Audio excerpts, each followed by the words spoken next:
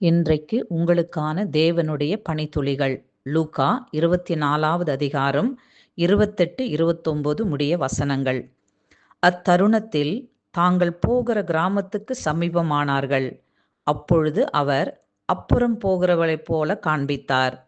அவர்கள் அவரை நோக்கி, நீர் எங்களுடனே கூட தங்கியிரும், சாயங்காலம் ஆயிற்று, பொழுதும் போயிற்று என்று அவரை வருந்தி கேட்டுக்கொண்டார்கள். ஆமேன். எருசலேமில் உள்ள எம்மாவு என்னும் கிராமத்துக்கு போய்க் கொண்டிருந்த 2 சீடர்கள் ஆண்டவராகிய இயேசு கிறிஸ்து மரித்தோரிலிருந்து எழுந்துவிட்டார் என்று கேள்விப்பட்டு அதை குறித்து ஒருவரோடு ஒருவர் பேசிக்கொண்டிருக்கும்போது இயேசு கிறிஸ்து தாமே அவர்களோடு கூட நடந்து போனார். ஆனாலும் அவரை அறியாதபடி அவர்களுடைய மனக்கண்கள் மறைக்கப்பட்டிருந்தது.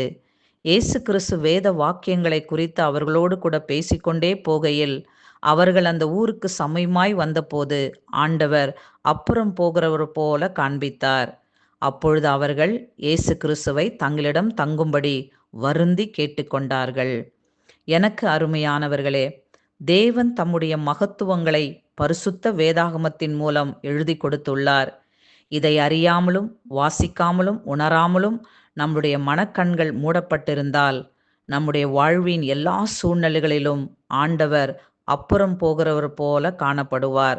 பிரியமானவர்களே, வேதத்தின் மகத்துவங்களையும் இரகசியங்களையும் அறிந்து கொள்ள அவரை வருந்தி அழைப்போம்.